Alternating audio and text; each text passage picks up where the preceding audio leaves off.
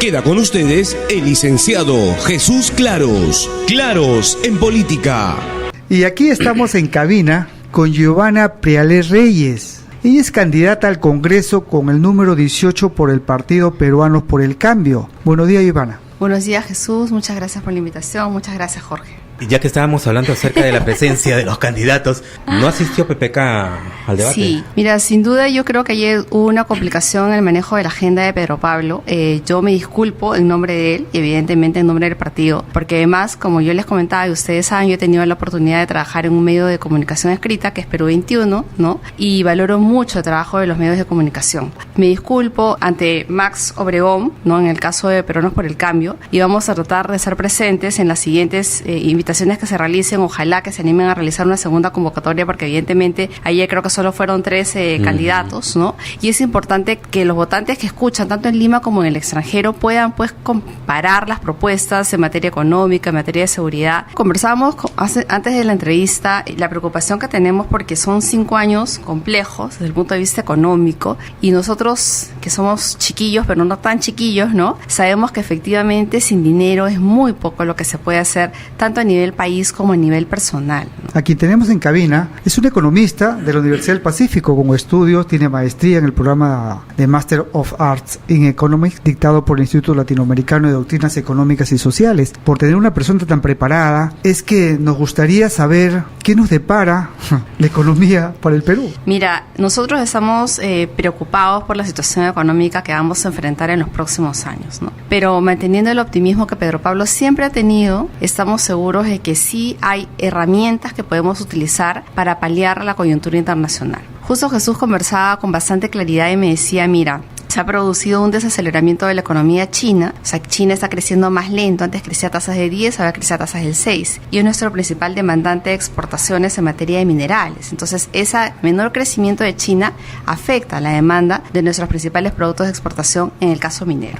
Por otro lado, decías bien, Estados Unidos también está medio lento en su reactivación económica, y Estados Unidos también es un demandante de nuestros productos, pero además nosotros tenemos pues la economía dolarizada, ¿no? Entonces lo que pase con Estados Unidos afecta a lo que va a pasar con nuestra economía, no solamente por lo que vendamos, sino también por el comportamiento de la moneda extranjera, que en este caso es el dólar. Y tú bien mencionabas también el caso de Europa, ¿no? Que es un caso importantísimo de mencionar, porque Europa entra en esa crisis que es global, básicamente porque hay países que lo jalan a esa crisis, ¿no? Y entre ellos está Grecia y Portugal. Y si tú revisas la situación de estos países, que eran los llamados estados de bienestar, eran países que tenían un gasto fiscal tan grande, ¿no? Porque pagaban las pensiones, la gente se jubilaba a los 45 o 50 años, que el dinero que tenía que pagar era tan grande que no había forma de generar los ingresos suficientes como para poder pagar. No había tantos jóvenes que trabajen para generar el dinero. Y tú ves ahora colas de pensionistas en Grecia que simplemente no tienen un sol para poder vivir. Entonces eso ya te da una radiografía de cómo, cuando los modelos económicos no responden a la realidad, pueden generar las crisis de estos países. China, Estados Unidos, Europa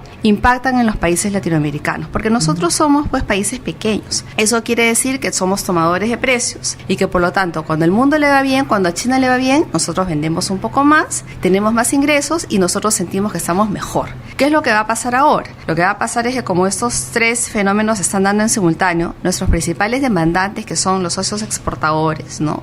Ecuador, Bolivia, etcétera, ¿no? Van a demandar también menos productos, y nosotros vamos a tener tendencia a crecer a tasas menores si no hacemos nada. Pero nosotros tenemos una propuesta en Peruanos por el Cambio. Si la situación se viene crítica y ellos están planteando hacer ingresar 100.000 jóvenes al mercado laboral, ¿cómo lo van a hacer? Hay un estudio, el último que ha hecho la OSD, porque recuerda que nosotros estamos en camino a ser país desarrollado en el 2021, y para eso la OSD vino, hizo una serie de recomendaciones y dijo: hay que trabajar en 18 proyectos estructurales. Uno de ellos es la informalidad. Entonces, este informe que ha hecho la OSD ha analizado la data de Perú y ha visto que cuando una persona entra por primera vez a trabajar y entra a un empleo formal, la probabilidad de que siga siendo formal es muy alta, cerca del 95 al 99%. En cambio, si un joven arranca su primer trabajo informal, la probabilidad de que en algún momento pueda moverse a ser formal es cercana a ser. Entonces, el primer objetivo para nosotros es que los nuevos jóvenes que ingresen a trabajar no ingresen al sector informal, sino que empiecen con un trabajo con todos los beneficios sociales.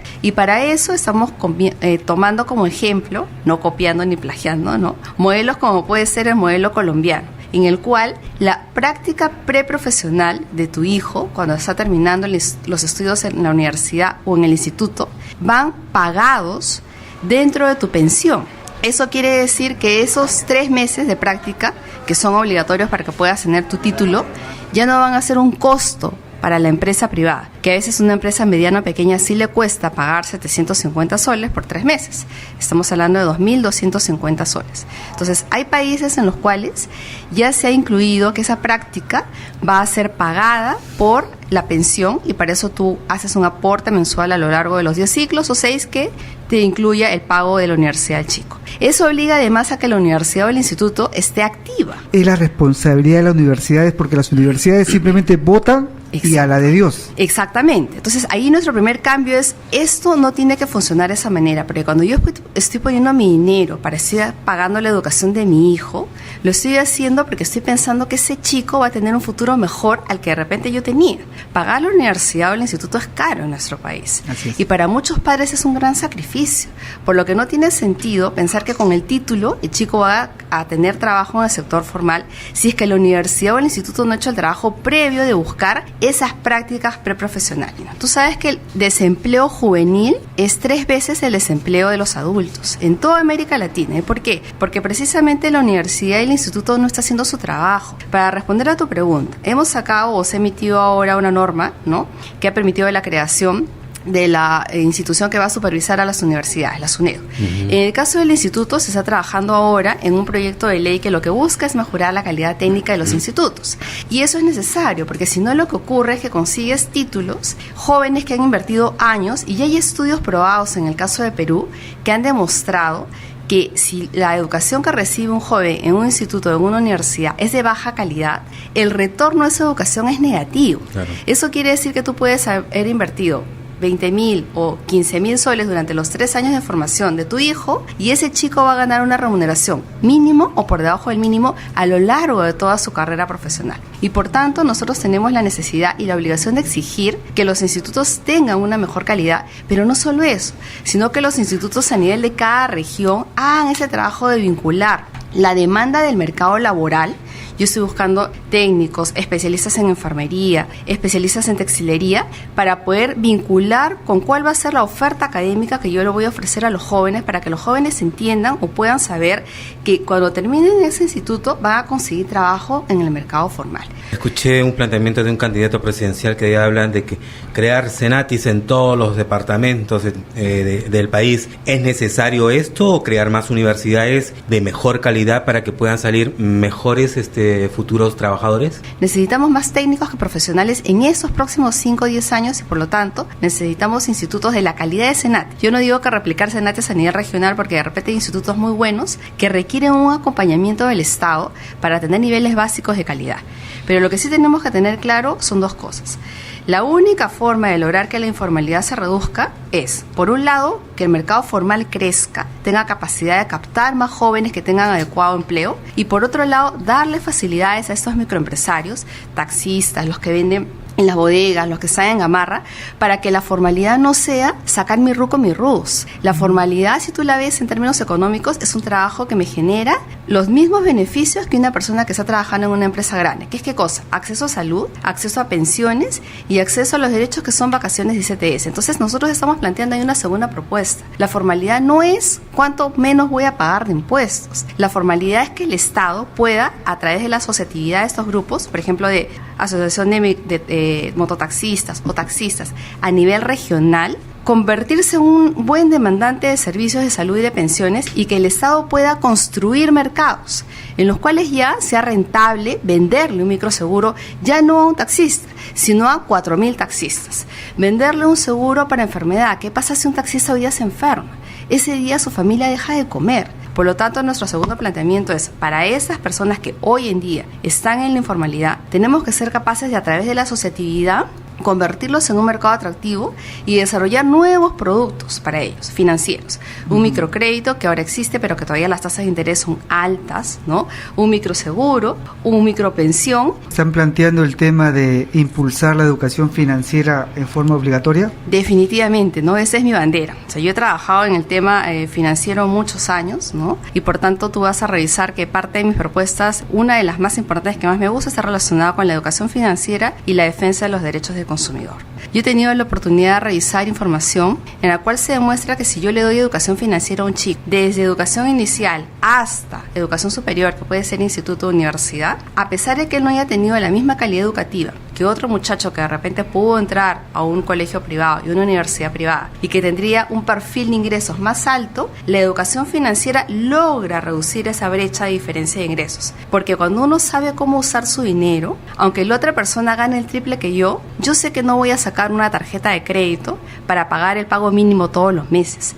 Yo sé que voy a ahorrar el 20 o el 30% de mi sueldo y que lo voy a invertir en aquello que sea más rentable, que me voy a comprar una casa cuando tenga 25 o 30 años. De repente un terrenito. La educación financiera es clave, ¿no? Que se dé en los colegios desde primaria hasta educación superior, porque es la herramienta que le vamos a dar al microempresario, que le vamos a dar a este joven que va a entrar al mercado laboral formal para que pueda tomar mejores decisiones y que ese dinero y que ese producto financiero revierta en su beneficio. Y en segundo lugar, que al momento que tú recibes el crédito, la entidad financiera te da asesoría y que eso sea supervisado después por la Superintendencia de Banca y Seguros para ver, yo le di a Jorge 3.000 soles, pero él me dijo que necesitaba dinero para capital de trabajo. Entonces, ¿le di un crédito de capital de trabajo o le di un crédito de consumo? Porque las tasas de interés entre un crédito para capital de trabajo y consumo puede tener una diferencia de 3 a 4 veces. Entonces yo debería revisar que el producto que recibió es un producto que le va a permitir a él crecer como microempresario. Y lo tercero está vinculado con la necesidad de volver a trabajar el tema de las comisiones prohibidas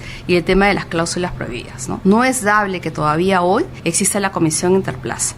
Si tú abriste tu cuenta en Lima y te vas por trabajo a Trujillo, tienes que pagar 7 o 12 soles por sacar dinero de tu propia cuenta de ahorros. Porque lo sacaste en otro sitio. Para hacer uso de tu dinero. Eso tenía su explicación en algún momento, pero en este momento no hay razón porque ese banco tiene una agencia en esa otra sucursal, hay dinero y por lo tanto ese dinero puede justificar la comisión que antes se estaban cobrando, que se denominaba Interplaza. En segundo lugar, la comisión por membresía. Si yo tengo una tarjeta de crédito y no la uso, no tiene sentido alguno que me cobren una comisión por membresía. Pero incluso si la uso, si yo estoy pagando el uso de la tarjeta de crédito a través de las tasas de interés, la membresía tiene que formar parte del costo que la entidad financiera asume cuando esté emitiendo ese dinero plástico. Pero los bancos lo permitirán, es la pregunta clave. Te agradezco, ¿no? Jorge, la pregunta. Mira, yo ya he tenido esta pelea con los bancos. Si tú revisas el internet vas a encontrar al año 2011, cuando yo estaba en la Superintendencia de Banca y Seguros, yo impulsé la plataforma de atención al usuario. Fui uno de los pocos funcionarios, por no decir la única, que me atreví a declarar en un medio de comunicación, en varios, porque fue a la salida del Congreso, que había 2 instituciones bancarias que estaban siendo sancionadas por incumplimiento de las normas de protección al consumidor. Y eso me ha acarreado hasta hoy el profundo cariño de mis amigos banqueros, muchos de ellos compañeros de la universidad, ¿no? Y un pedido expreso de que mi cabeza sea cortada. Pero estoy segura, porque la gente que conoce mi trayectoria lo sabe, que si yo me comprometo a algo, lo voy a cumplir. ¿Y por qué? Porque además las instituciones financieras tienen que entender que su rol debe ser un rol de crecimiento sostenido. Yo quiero que tú estés mejor con el dinero que te estoy prestando, que tu hijo vaya a la universidad, que tu nieto pueda tener una casa. Y por lo tanto el objetivo de la institución bancaria no puede ser el corto plazo. Tenemos que lograr, y para eso el trabajo obviamente en el Congreso va a ser un trabajo de convencimiento, que las instituciones financieras vean que a mí me interesa que mi cliente sea mi cliente a largo plazo y no solamente mi cliente hoy día, que le dé un crédito que sobrepasa su capacidad de pago, que termine reportado en central de riesgos y excluido del sistema financiero, que es lo que está ocurriendo hoy en día. Y para eso viene mi propuesta final, ya me han jalado la lengua, ¿no? Revisando la experiencia internacional, ¿no? México, Chile, ya tienen un defensor del cliente financiero independiente, ¿no? Entonces nosotros tenemos que ir hacia la creación de un ente que ya no sea el Indecopi, que ve muchos temas y que por lo tanto no tiene la especialización en los temas financieros necesariamente, sino que recoja perfil de la superintendencia, perfil de Indecopi y se cree un defensor del cliente financiero, que en línea tenga la capacidad de revisar las consultas y los reclamos. Y a mí me interesa luchar por la defensa de los derechos del consumidor financiero, y mando desde acá mis saludos a todos los oyentes que nos están escuchando, ¿no? Este es el nivel de congresista que deseamos tener nosotros como representantes ahí en el Parlamento. Gracias, Giovanna. Muchas gracias a ustedes y a Marcar 18 y a Marcar PPK, porque estamos seguros que nosotros sí vamos a poder reactivar la economía. Muchas gracias.